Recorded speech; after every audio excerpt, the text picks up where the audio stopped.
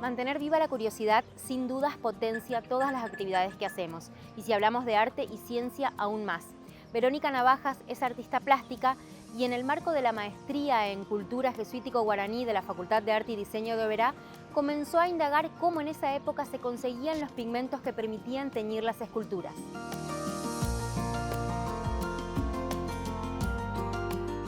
Siendo artista, yo necesitaba, decía, tengo que saber de mi cultura, tengo que conocer mi historia. ¿Cómo voy a ser un artista de Misiones sin conocer mi historia? Entonces esa fue la motivación, una búsqueda artística y profesional, ¿no? Y bueno, eso me fue llevando después a investigar, primero a conocer qué fueron estos pueblos.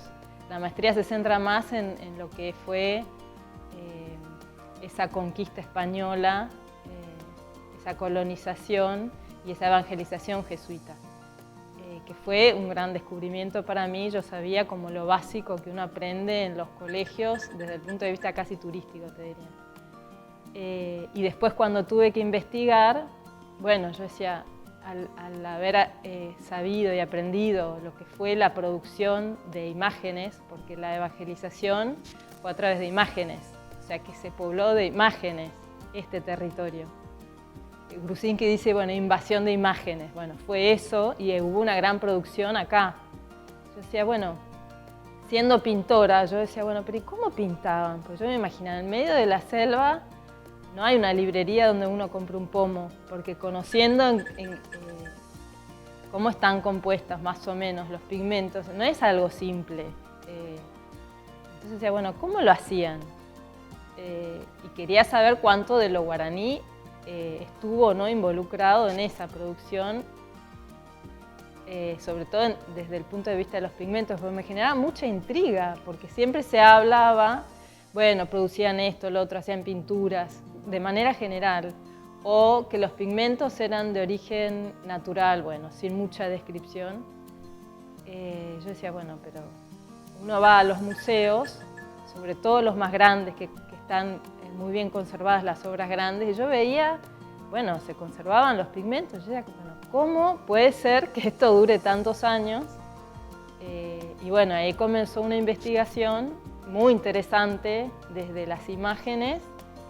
Primero averiguar cuáles eran esos pigmentos. Entonces hubo una búsqueda de los inventarios, bueno, que me describieran esos pigmentos o esos materiales de los cuales posiblemente se podían hacer. Y después también en las cuentas de contaduría, bueno, qué compraba las misiones, qué vendía. Y eso te va diciendo, bueno, más o menos cuáles eran los productos. Después averiguar qué eran esos productos. Entonces se abrió todo un universo de comercio, de importación de pigmentos y también del posible uso americano y regional de los pigmentos. Me encontré primero con una importación europea de pigmentos importante,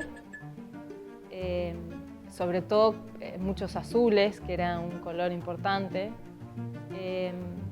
Después también que, bueno, la explotación minera, el gran motivo de la colonización y después que ayudó después a la industrialización en Europa, bueno, la minería. Bueno, mucho de esa explotación minera vino a esta región también en productos para los pigmentos. O sea que hubo minerales que venían de la explotación minera. Y después el tema de las tierras, localmente, si bien pudo haber venido Almagro o Tierras Rojas un poco de la explotación minera, también se habla mucho en los testimonios de los jesuitas y de los viajantes, bueno, que se pintaban las paredes con tierra roja. También el tema de la tierra amarilla. Sánchez Labrador menciona con guaraní, le dijo dónde estaba la tierra amarilla. Entonces, podemos deducir, también investigaciones dieron cuenta de pintura roja en las paredes, aunque todavía de eso no se hizo, yo no lo pude hacer, está ahí en mente, hacerlo tecnológicamente, ¿no? Pero sí podemos decir que se usaban tierras rojas locales para la pintura de los rojos, puede ser para los amarillos. Los negros también eran de combustión, de hueso, de carozos, de vegetales. Y después mi investigación se centró un poco en la búsqueda de si había índigo en la región. Las cartas y los manuscritos daban cuenta de añil en la zona, de la venta de añil para el uso de tintura. Entonces, bueno, me puse a buscar, lo encontré, extraje azul y bueno, o sea que yo puedo confirmar que hay añil, que hay indigófera en esta zona, que se pudo haber utilizado quizá más para teñir, porque el que nos devela mucha información es Sánchez Labrador, pero sus escritos están inéditos todavía en el Vaticano. Sí sabemos que en principio que para teñir el azul lo usaban, el añil de la zona. Y después se usaban las gomas, las suculentas servían para medio de usar para hacer al temple o quizá al óleo también, las gomas de las suculentas, el isicaya y muchas plantas que se usaban para, como medio para usar los pigmentos, digamos. No pude comprobar el aceite de nuez, que se dice que se usaba mucho para mezclar, pero posiblemente hubiese nuez. No sé, se usaba mucho el aceite de lino, ¿no? Pero sí las gomas y sí hubo mucha pintura al temple, así que seguramente usaban huevo con leche, ¿no? Yo hice análisis tecnológico, pero dado lo costoso, me limité solamente a investigar azules y algunos rojos. La motivación de Verónica Navajas generó un trabajo importantísimo. Es clave no solo para los museos, que podrán mejorar y potenciar sus prácticas de conservación, sino también para la sociedad en general, para que podamos valorizar el patrimonio cultural que poseemos. Mucha de la información la tomé de tratados en pintura.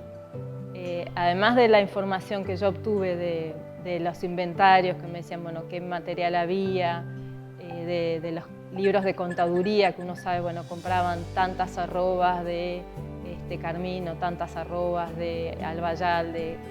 También empecé a leer un poquito los tratados de pintura. Y ahí explican cómo obtener los pigmentos y también las lacas, era muy importante. Entonces, a simple vista, con solo observar una escultura, por ejemplo, una ve que tiene lacas, porque era el procedimiento para la utilización de óleo, por ejemplo, eran las lacas. En pinturas también se usaban esculturas, por ejemplo, se usaban las lacas carmín, que eso se obtenía de la cochinilla, que es un parásito que está en los nopales, digamos, que es una investigación a ver si acá se plantó o no. Sí sabemos que en Santa Fe los mocovíes tuvieron plantación de nopales, digamos, de la que obtenían la cochinilla. Sí se compraba en el Perú, pero también se podían hacer lacas de árboles como el sangredrago que hay en la zona, o de taxibo o de otros árboles regionales, se hacían lacas rojas, también lacas amarillas se podían haber. Hay esculturas que para determinar las lacas también se debe hacer un análisis tecnológico específico, que yo no lo pude hacer. Yo pude hacer solamente de pigmentos azul y rojo, pero sí es un debe, bueno, de también llegar a la laca.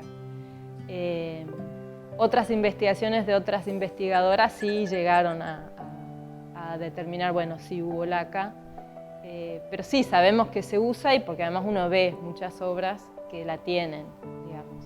Hay que estar seguro, bueno, que sean obras, pinturas originales y no repintados, ¿no?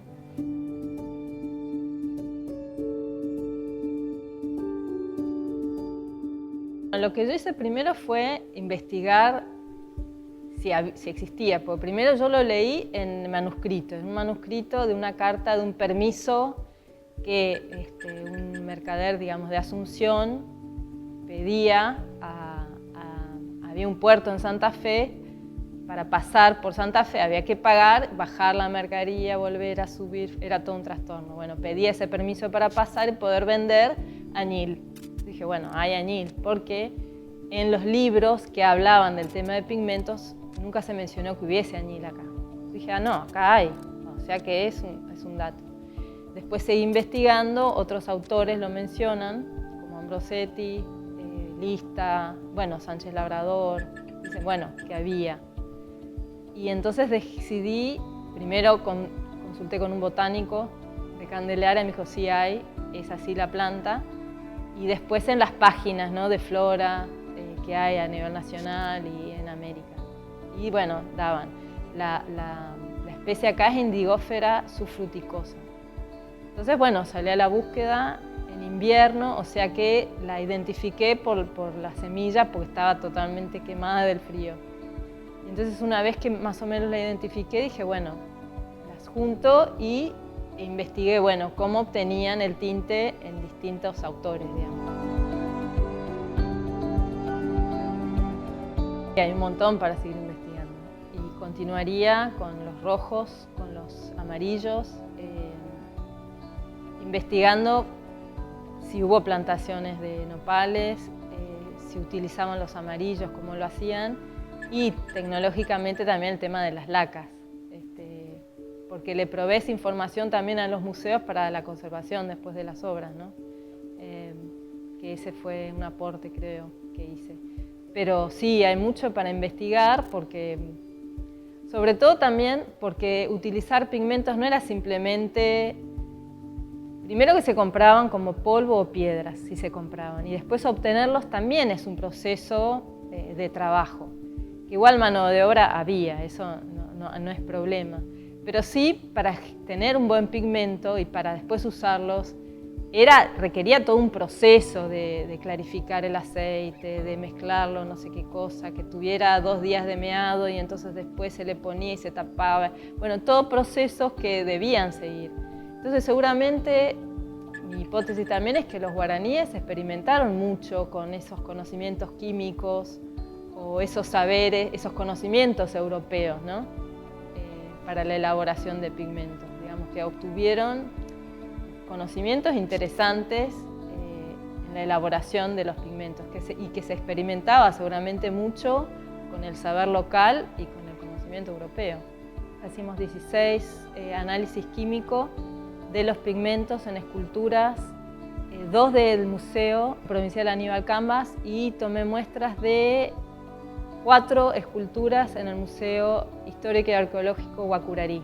Lo que me dieron como resultado los análisis es que hubo utilización de pigmento europeo, que hubo utilización de pigmento americano, es decir, minio o cinabrio del Alto Perú, de las zonas de explotación minera, y también el posible uso de tierras, porque figuran tierras, entonces eso pudo haber sido local. Falta indagar más en las lacas. Sí, a mí primero creo que es el aporte que uno da al museo para la conservación de las piezas o para saber más de las piezas, ¿no?